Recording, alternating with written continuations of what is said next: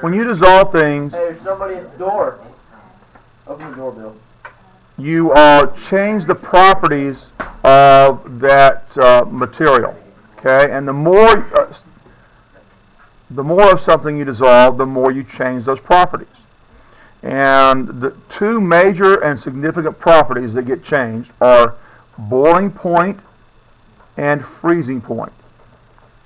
All right, but there's one equation that fits that describes what happens to the boiling point as you dissolve a solute in a substance, and describes the behavior as you dissolve solute, the boiling point and freezing point. The one equation that describes the dissolving of a solute in a solvent, how it changes that behavior. Okay, and remember, behavior is all about what we do with models, right? Modeling is about how you describe behavior. Okay, so delta T equals I times K times M, and M is the molality. And I think I've given this to you already. Okay, didn't we discuss this already? We said that I is the Van't Hoff factor, yeah. K is a constant, this is molality. Okay, and this is the change in temperature. So the change in temperature is not the final temperature, it's how much the temperature changes. Change in temperature is not the final temperature or the beginning temperature, it's how much it changes. So if we're talking about water's pure water's freezing temperature is what? 0 degrees C. And its boiling temperature is 100 degrees C. Those are things that you must know. Okay, it shouldn't be that hard to memorize that. You should already know it.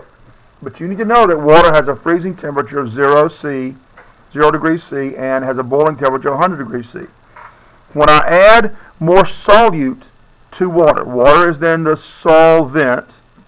When I add more solute to it, then I'm decreasing the freezing point and increasing the boiling point. And that happens with any solution. When you add solute to any solvent, you decrease the freezing point of the solvent and you increase the boiling point of the solvent. So if the pure solvent is the starting point, the more solute you add to it, the more the freezing point goes down, the more the boiling point goes up. Does that make sense? Anybody confused by what I just said? All right, you have to always know, as you increase the amount of solute you add to some solution, you decrease the boiling point, and you increase, that's backwards. You increase the boiling point, and you decrease the freezing point. Okay? The more solute you add, and this is the concentration factor here. This M is molality, that's the concentration. So as the concentration goes up, the boiling point is going to increase and the freezing point is going to decrease. Okay? Now, a moment ago I explained how you solvate different substances with different solutes with different solvents. I don't really have the time in here to explain everything that goes into the way these different solutes and solvents behave that causes the behavior. We're only going to briefly discuss what's happening when you dissolve a solute in water. Okay? So if I'm going to freeze water, remember water molecules are, when they're a liquid, they're touching, but they're constantly moving around each other. Okay? Like we described a mosh pit. Okay? That's kind of like illustrating the way water molecules behave when they're in liquid form. In order to freeze them, I have to get the water molecules to link up in a way so they no longer move around each other. They're still wiggling and twisting, but they're not moving around each other anymore. But now if I have a bunch of water molecules, remember our shape of a water molecule, we kind of draw like Mickey Mouse here. Okay? That's a water molecule. Okay? If I stick something in there, some kind of solute, okay, say I've got ionic particles in there, I make it harder for these water molecules to link up in the kind of crystalline structure they like. Does that make sense? Yeah. They have to kind of work their way around those things. Does that make sense to you? that means that I have to lower the temperature even more to get the linking up to occur when the water molecules have to kind of strain around those shapes in there. So that's why the freezing temperature goes down. Does that make sense? So this makes it harder to freeze? Makes it harder. You could think of it as harder to freeze. You have to pull more energy out of the solution, slow the water molecules down even more to get them to link together in a way that's not that nice crystalline structure they like, but it's a little bit twisted around a bit. Okay? Now, boiling point is a little bit different. There's a little bit different reason why the boiling point increases. Okay? If I had, now boiling, let me do this. Let's draw the surface of a liquid here. So I have the liquid down below and I have a gas up above. Okay? For something to boil, what I'm doing is getting the molecules or particles that are in this liquid to want to completely separate from each other. Remember, a liquid is the particles are touching and moving around each other, and a gas is when they completely fly apart. They're completely separated. Huge spaces between those particles. When I get the particles of a liquid moving fast enough, the stickiness between the molecules or the particles is overcome by the momentum of the particles. They move, they fly apart. Okay? And so that, whenever you reach, there's a certain point you reach where most of them are wanting to become a gas. And they want to evolve out into that gaseous state. Okay? Well, when that happens, you got boiling. Okay? Now, evaporation is kind of the same thing, only you have a lot less of the particles at that point. So if I'm boiling something, and I've got these particles inserted in the solution, so these other particles have been dissolved in there, they kind of block the way. And depending on the kind of solvent particles, they could actually be holding on to it. Remember, with a positive particle, the negative end of the water has a hydrogen an attraction to that positive particle. So not only is it blocking the way, it's also actually holding it back. So by putting these particles in there, the stickiness between these particles and the water molecules is increased, making it harder for them to escape. Does that make sense? Yeah. And that's the theory behind it. That's the model that describes the behavior. Remember, a theory is a model that's well tested and has been accepted by the larger part of the community involved, the scientific community that is involved in the study. Okay? So the model, and therefore the theory then, is that boiling point is increased because the particles that are inserted in the solution, in the structure of the water, sort of blocks the way or holds back the molecules that want to escape as a gas. And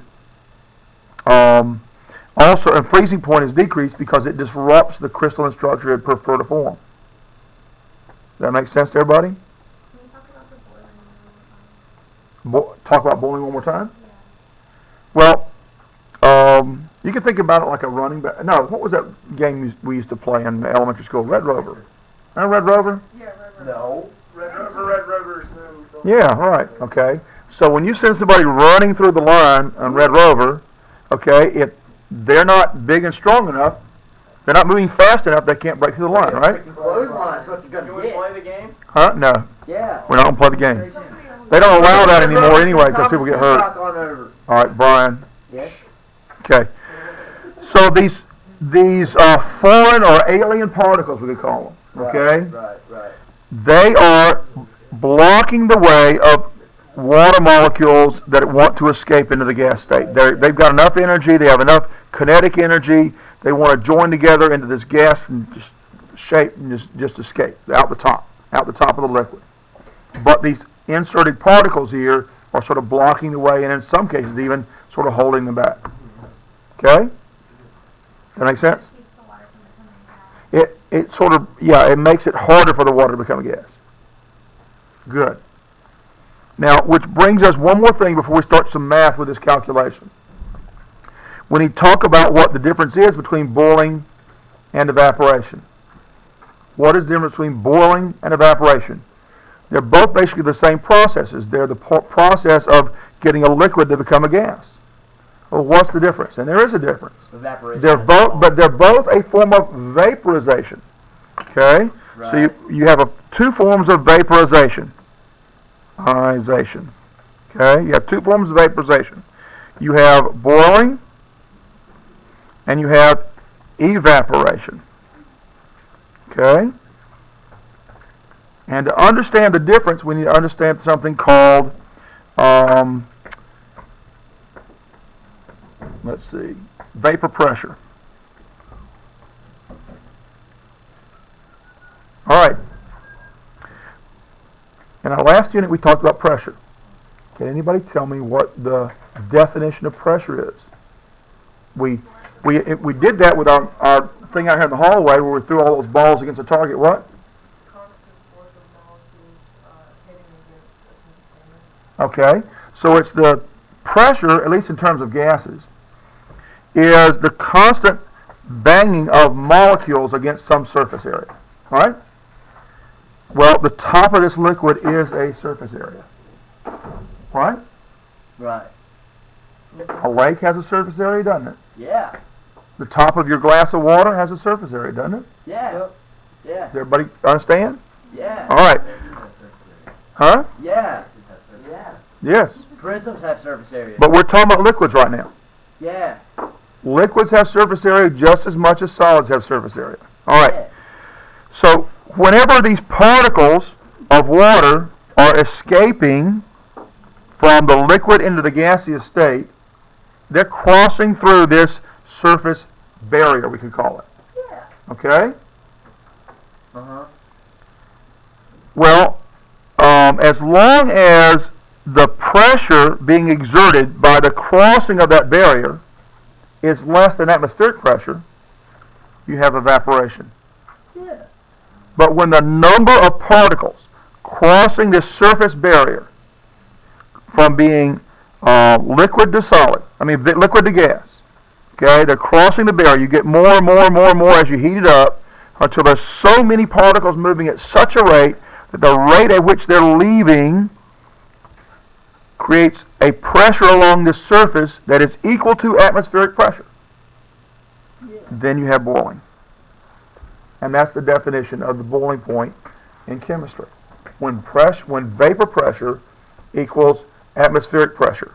So when vapor pressure equals atmospheric pressure, you have boiling. Okay? When vapor pressure equals atmospheric pressure, you have boiling.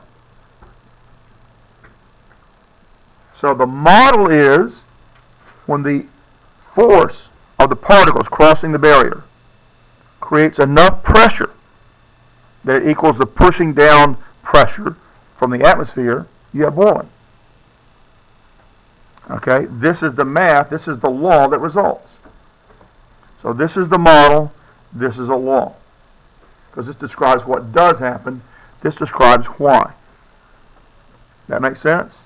This is the cause. This is the things you can't see that cause the behavior you can measure and see. So this is a law, this is a model, which has become a theory now. What now? When vapor pressure equals atmospheric pressure. Okay? Any questions about that? All right.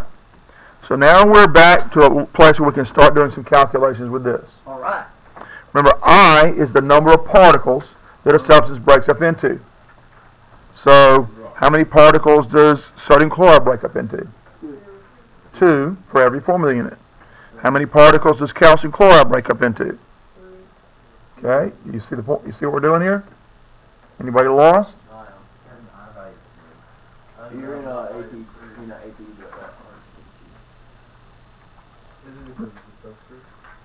You have to count. So. All right. When we break this up, like when we do our ionic equations, we break them up. So calcium chloride as a solid, we put it in water, and we break it up into calcium ions and 2 chloride ions. Okay? Yep. Total of 3 particles. Yep. So I equals 3. Does that make sense? Yep. So all solutes that are not ionic, have an I value of 1. All non-ionic, well, I should say non-ionic and non-acidic, because acids do the same thing. Any substance that doesn't break up, and that's anything that will dissolve in water that is not ionic or acidic. Anything that will dissolve in water that's not ionic and acidic, the I value is 1. Okay? Huh? Sugar, we did that a while ago. That's something that will dissolve in water, but it's not ionic.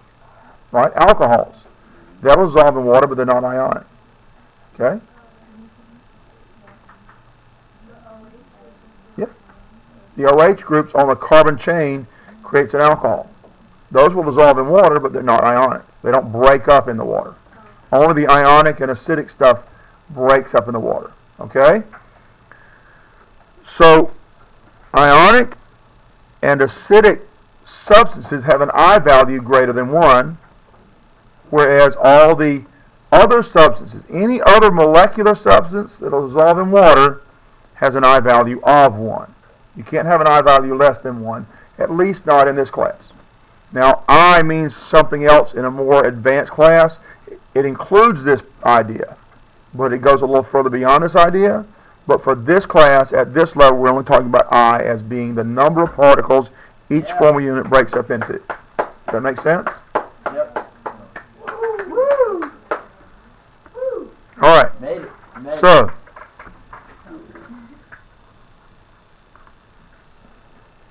If 0.37 grams hot calcium.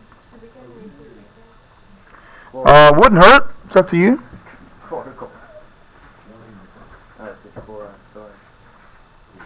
Should we do this long ways or up and down? Diagonal. I think you can probably do it vertically.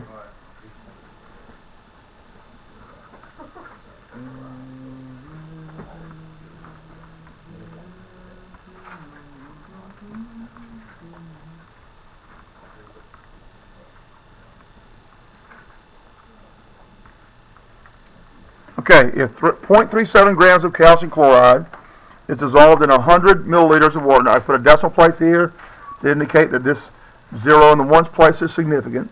Okay, so we're going to have 3 significant digits there. What will the freezing temperature of the solution be?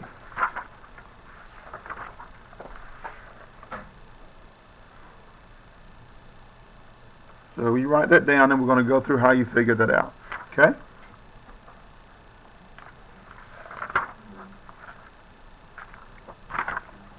And you might get out your unit handout to page 17, where there's a table of freezing point depression and boiling point elevation constants and temperature, boiling point and freezing points. Yes? Did you make a copy of it? I didn't. I thought you're not going to print it out. Yeah, I can do that. Okay. Yeah, I thought you were going to come by and see me and get one. All right. So the equation we said that we need for this is delta T equals I times K times M. All right. I is going to be what for calcium chloride? 3. We just said it down here. Okay, 3. So this is I is going to be 3. There's no units of measurement there, just 3. Okay. K. What we have to do is look up the K value for the solvent. The K value for the solvent. This is not for the solute, it's for the solvent. Water's K value for freezing, that little subscript F, means that's the freezing point constant. And we're asking about freezing here. 37. Okay, K value for freezing, the freezing point constant for water is negative 1.86. Okay, but here's our units of measurement here. You have to put the units of measurement in here. Remember, in a table, we don't put units of measurement in the cells, we put them in the column labels. So we have to put those measurement units with this number. You have to know how to use a table. Now that we've been spending the semester learning to build tables, now you have to know how to use it. Okay? So we're going to say this is degrees C divided by molality. That M is molality. Okay? But we have to figure out what molality is. We haven't done that yet. Okay? Molality is moles of solute. In this case, that would be the calcium chloride, divided by kilograms of solvent. All right? I've kind of thrown a tricky one in here. I didn't realize it when I did it. But the density of water is 1 gram per milliliter. Okay? Pretty close to that anyway. Close enough we can use that in this case. So if I've got 100 milliliters, we can say that's 100 grams. Fair enough? Fair enough. All right, so we know that we've got 100 grams of water. That's our solvent. We need to know how many moles of solute we have. 37 grams. How do we figure out how many moles we got? Huh? How do you figure out the number of moles? If you have grams of something, how do you figure out how many moles there are? OMG, we did this for a month. Oh my God. Huh? Oh my God. Molar mass. I said that. I'm sorry, I didn't hear you. Okay, you gotta speak up. Sorry, sir. Okay. No. So you gotta calculate the molar mass of calcium chloride. And then you have to do a conversion. Well, I thought you could go ahead and convert 100 grams to kilograms. I could. Okay. Alright, so how do we do that? 100 grams of H2O. What equality statement do I need to do that conversion? What? Yeah, but I need the equality statement first. So we want to say there's 1,000 grams in 1 kilogram. You're right. And so we're going to put 1,000 grams on the bottom and 1 kilogram on the top. And that's how we're going to find the kilograms. Okay? So what's that going to be? I don't know. Oh, come on, really? I have a calculator, Mr. T. Well, where's your calculator? You got to have a calculator in here. 0.100, right? Come on, guys. You got to have your calculator every day. Yeah. It's in my book bag. You got to have your calculator every day. Hey, what he said. All right, so we know that this molality then is going to have 0.100 kilograms of water. How did we know that it broke up into 3? Huh? How did we know that the I was 3?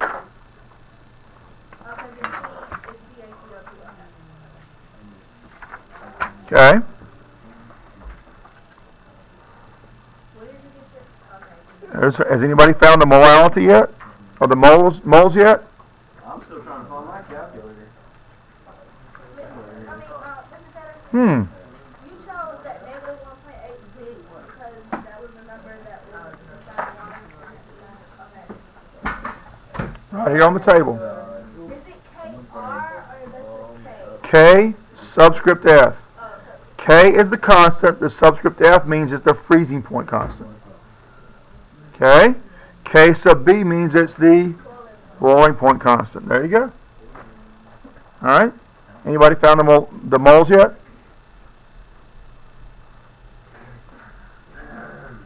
Okay, are y'all just sitting around waiting for me to do it? I'm trying to find my calculator. Y'all gonna be waiting a long time. Instead of doing this as classwork, you'll be doing it as homework. Get out your calculator, get out your test references, do the work. All right. Mole stop. I need you to be active learners and not passive learners, guys. Found it. Active means you participate. Passive means you sit around with your hand on your chin on your hand and watch and listen. That's not a very effective way of learning. No. Still boy. You crazy boy. Come on, Ethan, solve the problem. Yeah, boy. Call you out. There you go. Gave you a chance. Call you out. 198, 191, 28. Brian, quit playing, start working. Called you out by name. Called you out. You didn't say my last name. There's a bunch of Brian. That's right. I don't want to do that on the video, do Why I? did you do that on the Because it's national television. ESPN 3? We're doing the molar mass of water, right? Okay. No, we're doing the molar mass of calcium chloride. Jake, how much you Oh, weigh? no, 20, alright? Shh. Calcium chloride's a solute. We need the moles of the solute. Alright, let me find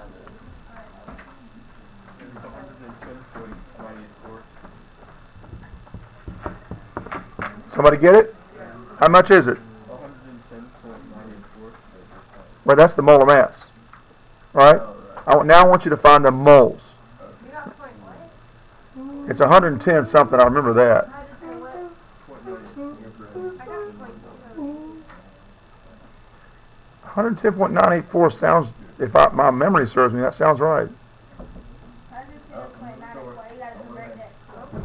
You gotta convert that. That's where you get your quality statement.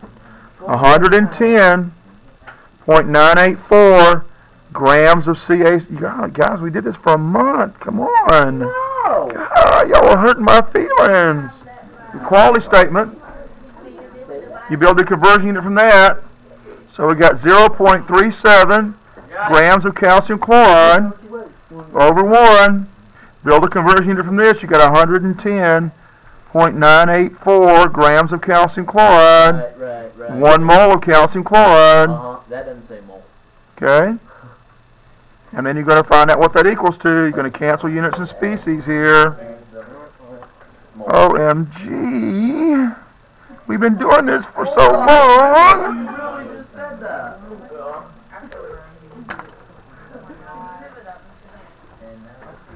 Point 00. What? Nisha's lying. Let me do this. Please do it. Point 37 divided by 110.984. I got 0.003333. All right, slow down. 0.00. Right. No, this is 3333. 81388. 814. 3 threes and then 8134. 4 threes. 4 threes, 8134. 813-883. Mine didn't go that far. 813-883. Mine doesn't have that many decimals. All right, that's fine. And that's moles of calcium chloride. Yep. All right. Yep. Significant digits. We need 2. Yep. The leading zeros are not significant. Right. So 1, 2, and you underline from there. So we get 0.0033 moles of calcium chloride. You mean 2 3? 2 threes. Oh, sorry. Out of the camera view. Okay? That's the moles. Okay? Well, to find the molality we need for this thing right here, then we're going to take that moles. Molality then is 0.0033 moles of calcium chloride Right. over our 0.100 kilograms of water, 0.100 kilograms of Yep. H2O, and so what's our molality? why did we put K over L? What? Here? Yeah, why did we put M on the bottom under a -1? Because that's what the constant is. There's the number, Divided by L. but you have to know that these units of measurement go with it. Okay. Okay? Would that 0.0033 not go above the 0.1 Yeah, it does. like up on top? Molality is moles of solute over kilograms of solvent. Moles of solute, kilograms of solvent. Alright. So what's this going to be? Mr. Cutter, where'd you get the number to round from? This right here? Yeah. You need It'll be 2 significant digits. This number has the least number of significant digits. Leading zeros are not significant. So these 3s are where you start your significant digits from. 0.033. Okay, yeah, that's right. I'm sorry. 0.033 moles per kilogram calcium chloride. No, when you divide by 0.1, you move the decimal place to the left. That's pretty calculator. Okay? Well, moles per kilogram is molality. So this is 0.033 little letter M calcium chloride. That's the molality. Okay? There's your molality. So we got what we need to plug in up here.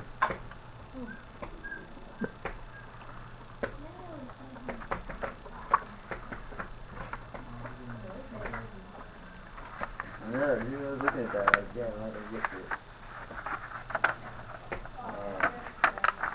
Alright, So then we put 1860, guys.